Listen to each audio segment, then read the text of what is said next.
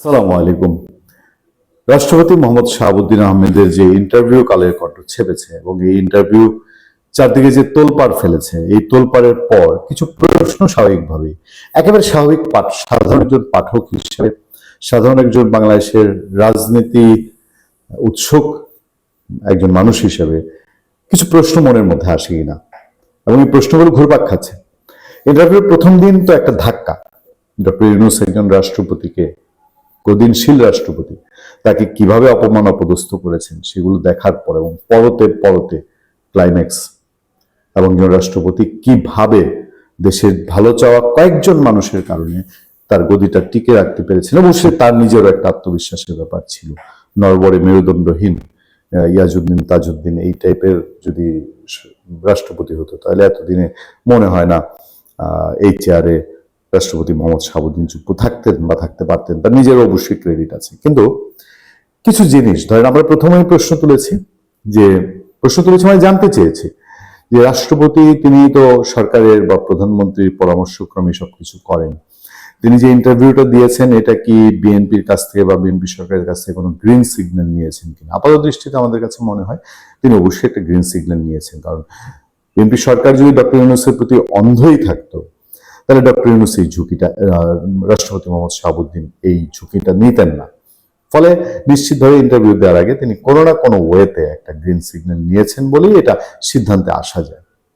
তার চেয়ে বড় আলাপ হলো রাষ্ট্রপতির পুরো ইন্টারভিউটা করেছেন হায়দার আলী খানের কালের কণ্ঠের রিপোর্টার, যিনি সংবাদ মাধ্যমে রাষ্ট্রপতির অতি পুরনো আগে থেকেই ঘনিষ্ঠজন হিসেবে পরিচিত, যারা কাছে থেকে জানেন। তিনি এই ইন্টারভিউতে মানুষের উৎসুক যে জায়গাটা থাকতে পারে, উৎসাহের যে জায়গাটা থাকতে পারে, একটা হচ্ছে আওয়ামী লীগ সরকারের সময় তো জামাতের সাথে রাষ্ট্রপতির কোনো যোগাযোগ থাকার কোনো কারণই নেই, কোনো যৌক্তিকতা নেই। বাট 5 আগস্টের পর জামাত ইস্যুতে তিনি কিভাবে ডিল করেছেন, 5 আগস্টে জামাতের অবস্থান কি ছিল, 5 আগস্ট পরবর্তী জামাতের অবস্থান কি ছিল, এবং তার মানে রাষ্ট্রপতিকে যে ডক্টর ইউনূস তার চেলাপেলারা সরিয়ে দিতে চেয়েছে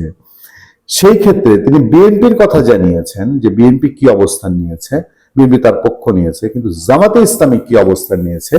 এইটা কিন্তু তিনি নিজে তার ইন্টারভিউতে প্রকাশ করেননি। আমরা বুঝতে পারি, আমরা ধারণা করতে পারি জামাতের অবস্থান কি ছিল, রাষ্ট্রপতি শাহাবুদ্দিন আহমেদ চেয়ারে থাকবেন কি থাকবেন না, এটা জামাতের প্রাণপ্রিয় সংগঠনগুলো এনসিপি, ইনকিলাব মঞ্চ, জুলাই ঐক্য, এসবের অ্যাক্টিভিটিজের মধ্যে জামাতের উদ্দেশ্য আমরা জানি, কিন্তু রাষ্ট্রপতি তো বলেন। এবং রিপোর্টারও রাষ্ট্রপতিকে যে প্রশ্নের প্রেক্ষিতেই তো রাষ্ট্রপতি উত্তর দিয়েছেন, রিপোর্টারও রাষ্ট্রপতিকে প্রশ্ন করেননি যে তাকে সরিয়ে দেওয়ার ক্ষেত্রে জামাতের ভূমিকা কি ছিল, তিনি কি জামাতের পরামর্শ নিয়েছেন কিনা, জামাতের হেল্প চেয়েছেন কিনা, বিএনপি যেরকম তাকে মেসেজ দিয়েছে জামাত এই ধরনের কোনো মেসেজ দিয়েছে কিনা, জামাতকে সে সময় তাকে সরে যেতে মেসেজ দিয়েছিল নাকি থাকতে মেসেজ দিয়েছিল, এগুলো জানার আগ্রহ অবশ্যই আমাদের আছে। আরেকটা গভীর জিনিস জানার আগ্রহ আছে, সেই জিনিসটা হলো মোহাম্মদ শাহাবুদ্দিন তিনি খুব চমকপ্রদভাবে শেখ হাসিনা সরকারের চয়েস, শেখ হাসিনার চয়েস, শেখ হাসিনার ব্যক্তিগত চয়েস, তিনি শেখ হাসিনা একেবারে সবাইকে অবাক করে দিয়ে, বিস্মিত করে দিয়ে তিনি মোহাম্মদ শাহাবুদ্দিনকে রাষ্ট্রপতি হিসেবে বসিয়েছিলেন, যেটা অনেকে কল্পনাও করতে পারে না যে শাহাবুদ্দিন আহমেদ রাষ্ট্রপতি, মোহাম্মদ শাহাবুদ্দিন বাংলাদেশের রাষ্ট্রপতি হতে যাচ্ছেন। সেই শেখ হাসিনা, এবং তিনি চলে গেলেন, রাষ্ট্রপতি বললেন শেখ হাসিনা পদত্যাগ করেছেন, তারপর তার পদত্যাগ পাওয়া গেল না, এরপর তো চড়াই উতরাই 18 মাসে 1800 বছরের মতন বাংলাদেশের ইতিহাস ছুটে চলেছে। কত চড়াই উতরাই, শেখ হাসিনার দল বিপর্যস্ত, তার মানুষজন, যেই আওয়ামী লীগ, যে যুবলীগ করা, ছাত্রলীগ, যে যুবলীগ করা এই রাষ্ট্রপতি, যিনি একসময় অ্যাক্টিভ পলিটিক্স করেছেন, একজন মুক্তিযোদ্ধা, সেই তার নিজের দল যখন একেবারে ডক্টর ইউনূসের কামানের মুখে ছারখার হয়ে যাচ্ছে, কর্মীরা জেলে মারা যাচ্ছেন, বাইরে মারা যাচ্ছেন, ঘরে বাইরে থাকতে পারছেন না, সেই সময়ে এবং আদ্য পর্যন্ত, এখন পর্যন্ত সাবেক প্রধানমন্ত্রী শেখ হাসিনার সাথে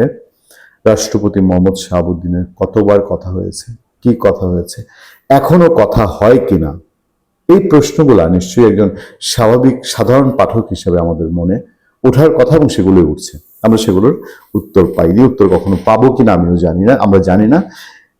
এবং এই সাথে সাথে আরো একটা চিন্তা আমার মাথায় কাজ করে, সেটা হলো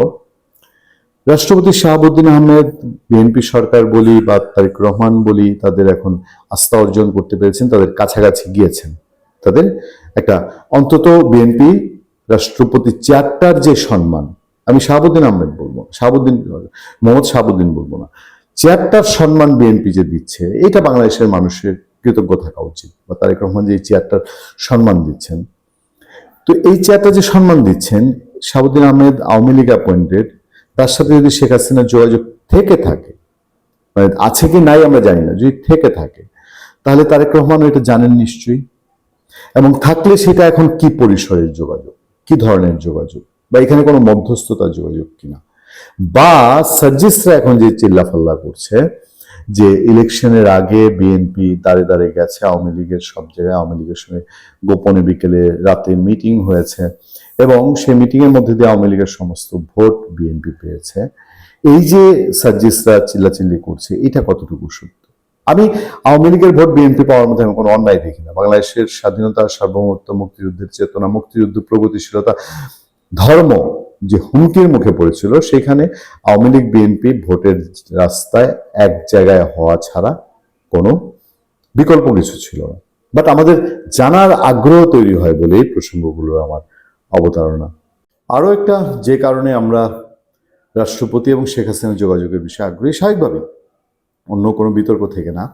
স্বাভাবিক মনের প্রশ্ন থেকে, উৎসাহ থেকে, আগ্রহ থেকে, যে এর আগে রয়টার্সের ইন্টারভিউতে রাষ্ট্রপতি মোহাম্মদ শাহাবুদ্দিন, তাকে রয়টার্স প্রশ্ন করেছিল যে শেখ হাসিনার সাথে তার যোগাযোগ আছে কিনা। এবার সাংবাদিকের প্রশ্ন করেননি, আমি জানি না মিউচুয়াল আন্ডারস্ট্যান্ডিং এই প্রশ্নটা এমনিতেই এড়িয়ে যাওয়া হয়েছে কিনা, মানে সেলফ সেন্সরশিপ যাকে বলে, সেই সেলফ সেন্সরশিপের আওতায় সে প্রশ্নটাই তোলা হয়নি কিনা। তবে রয়টার্সে তিনি যেহেতু এড়িয়ে গিয়েছিলেন, এড়িয়ে যাওয়া মানে যেটাকে বলে যে নীরবতা মানে সম্মতির লক্ষণ, এবার প্রশ্ন করলে সে উত্তরটা কি আরো স্পষ্ট করে দিতে হতো কিনা রাষ্ট্রপতিকে, বা ভবিষ্যতে আরো কোনো ইন্টারভিউতে আমরা জানতে পারবো কিনা রাষ্ট্রপতি শেখ হাসিনার সঙ্গে কতটুকু যোগাযোগ রেখেছেন বা রেখেছেন কিনা। ভালো থাকবেন, সুস্থ থাকবেন। আপনার সাথে আমি আতিক রহমান, পূর্ণিয়া।